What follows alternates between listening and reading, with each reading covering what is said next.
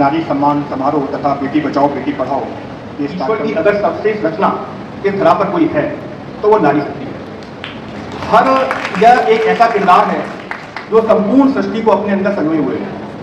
आप किसी भी क्षेत्र में, आप अपने गर्भ में जब शिशु का आगमन होता है वहां से लेके और मृत्यु शैया तक जाने तक आपके जीवन का कोई भी एक भी ऐसा फेज नहीं होता जहां पर आप इस नारी शक्ति से कहीं भी अपने को अलग तक महसूस कर सकें। प्राचीन काल में चाहे हम बात करें जो हमारे हिंदू माइथोलॉजी में जो हमारे देवी देवता हैं, तो विद्या की सबसे बड़ी देवी माँ सरस्वती, शक्ति माँ दुर्गा और धन वैभव माँ लक्ष्मी, तीनों ही वहाँ से जनित होते हैं और इनकी पूजा की जाती है। उसके पश्चात जब हम अपने पास्ट में आते हैं तो नारी शक्ति ने क्या क्या किरदार नहीं निभाए हैं। आप रानी पद्मावती को पढ़ते हैं जिन्होंने अपने जान की परवाह तक नहीं की और जौहर में गई।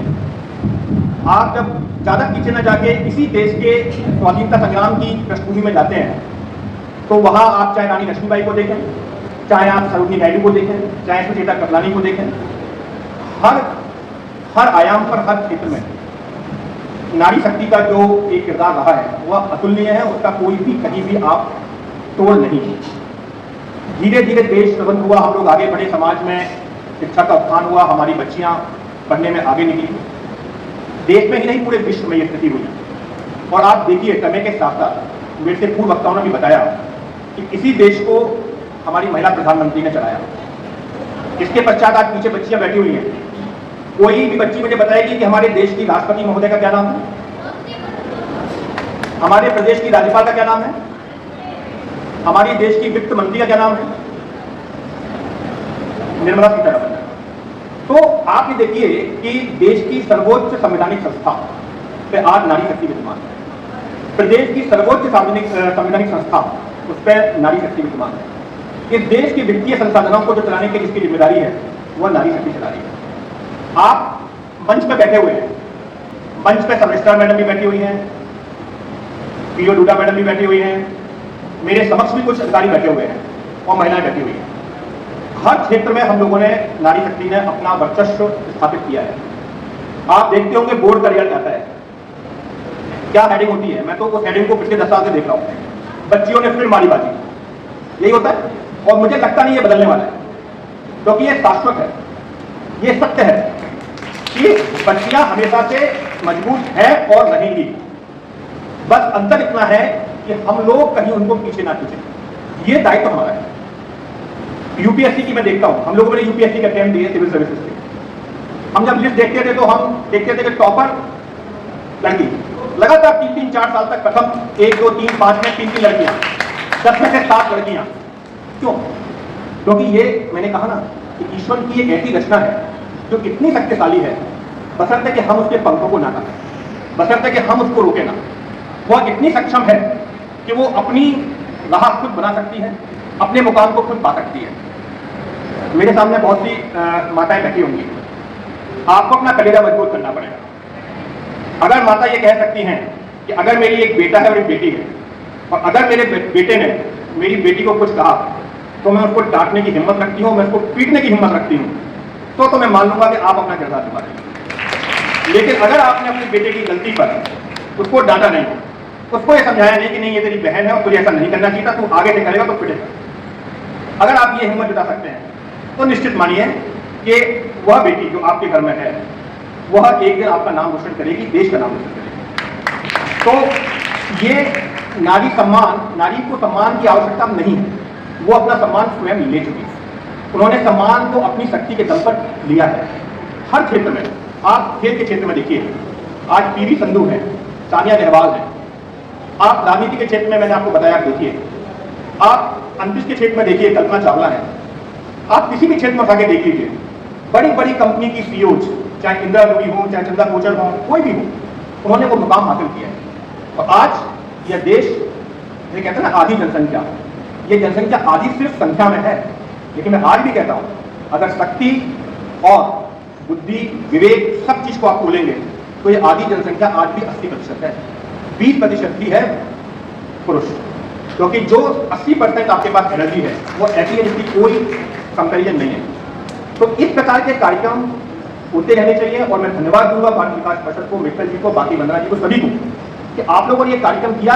यह कार्यक्रम एक लोगों के अंदर हल्की सी भावना और एक फिगर जगाने के लिए होता है कि अगर अभी भी हम लोग कुछ दूसरी चीज सोच के चल रहे हैं कि नहीं कुछ नहीं होता, तो वो चीज़ अब नहीं है। हम लोगों को इस चीज़ को बहुत पीछे चीज़ें छूट चुकी हैं और हम लोगों को इसको अब आगे लेके जाने की आवश्यकता है। बच्चियों ने बहुत शानदार कार्यक्रम किए। मैं जब घर से चला था तो एक आवश्यक कार्य से मित्तल जी से अनुरोध किया था कि मैं 5 या 10 मिनट दे पाऊंगा, लेकिन जब इस मंच पर बैठते मैंने कहा ना ये एक ऐसा क्षेत्र है जहाँ से आपके जाने का मन नहीं करता। बच्चों की प्रस्तुतियाँ देख रहे थे तो मन कर रहा था कि एक के बाद एक आती जाए आती जाए आती जाए, क्योंकि उन सभी प्रस्तुतियों में मैं देख रहा था जो एक प्रस्तुति बच्ची ने दी, उसने खुद आगे आके कहा कि नहीं मैं करना चाहती। आज मेरा भी बेटा है, वो नहीं, वो चीज़ जो करंट है ना वो नहीं अभी भी कि साहब मुझे करना है, हम लोग धक्का मारते हैं, लेकिन बच्चियों में एक चीज़ रहती है, ये बाई बर्थ रहती है उनके अंदर में कि ईश्वर ने उनको शक्ति दी है कि अगर वो करना चाहे तो वो कर सकती है, बशर्ते हम लोग रोकें ना। हमारे घर में माताएं बहनें होती हैं। देखिए इस पूरे तेज भागते हुए विश्व के अंदर आज सुबह से शाम तक हम लोग अपने विभिन्न कामों में व्यस्त रहते हैं। एक बहुत बड़ा फैक्टर जो बन गया है वो यह बन गया है कि इमोशनल पावर।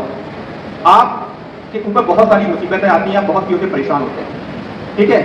आप ये विश्वास मानिए कि ईश्वर ने कम से कम कितने गुना शक्ति दी है महिलाओं को इमोशनली मजबूत करने की। हम लोग सुबह से शाम तक नौकरी करते हैं, छोटी सी बात में टेंशन में आ जाते हैं, ठीक है। मैं अपना बताता हूँ, हम कभी टेंशन में आते हैं नौकरी की वजह से या किसी अन्य कारणों से हो।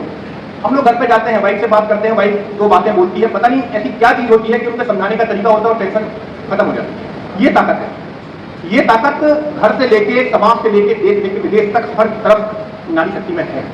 तो बस मैं यही कहूँगा कि जितनी माताएं मेरे सामने बैठी हुई हैं वो अपने घर से शुरुआत करें, जैसे मिस्टर साहब ने कहा, अपने घर से शुरुआत करें, बच्चियों को प्रमोट करें, बच्चों को, लड़कों को आपको दबाना नहीं है, लेकिन उनको ये शिक्षा जरूर देनी है कि बेटा आप और आपकी बहन आप बराबर हो हमारे लिए, और जो भी करना चाहते हो आप दोनों लोग करो, किसी के ना कोई कम है ना कोई ज़्यादा है, और बच्चियों को जरूर आगे बढ़ने दीजिए। बहुत समझदार है हम लोग, ये हमारा सिर्फ अब डर रह गया है कि कैसे करेगी, बाहर पढ़ने जाएगी तो कैसे करेगी, कहाँ रहेगी, क्या खाएगी, पता नहीं क्या होगा। ये हमारा मात्र एक डर रह गया है, ना ये समाज, और मैं कहता हूँ ना इस प्रकार का जो इस समय शासकीय चीज़ें हैं वो इस प्रकार से हैं कि एक बहुत अच्छा वातावरण बना है। तो कृपया करके इसका हम लोग सभी फायदा उठाएं और बच्चियों को आगे बढ़ाएं। जिन बच्चियों ने यहाँ प्रस्तुति की है मैं उनको बहुत बहुत धन्यवाद देता हूँ, आशीर्वाद देता हूँ, प्यार देता हूँ कि आप लोगों की प्रस्तुतियाँ बहुत अच्छी हैं।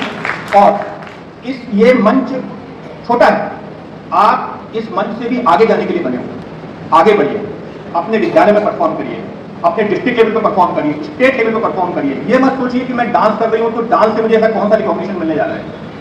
डांस है, सिंगिंग है, लता मंगेशकर जी हैं, या डांस में भरतनाट्यम की जो हमारी हो रही है, तो वो ऐसा नहीं है कि उन्होंने ये सोचा होगा कि ये तो डांस है या ये तो सिंगिंग है, इससे क्या मिलेगा, मैं तो इंजीनियर बनना है, डॉक्टर बनना है, ऐसा नहीं है। हर क्षेत्र अपने आप में उसकी एक खूबी है और उस क्षेत्र में आपको आगे बढ़ने के लिए कितनी सारी संभावनाएं हैं कि बस आप आगे बढ़ने की कोशिश करिए। तो मेरा सभी बच्चों को बहुत बहुत आशीर्वाद। जो भी माँ शक्ति और मेरे मंच में हमारे महिला अधिकारी बैठी हैं, आप सभी को मेरा नमन। निश्चित रूप से आप इस देश की शक्ति हैं, समाज की शक्ति हैं, और कार्यक्रम के आयोजक जो भी हैं मैं उनको भी बहुत बहुत आभार देता हूं कि आपने मुझे यहाँ बुलाया, मौका दिया।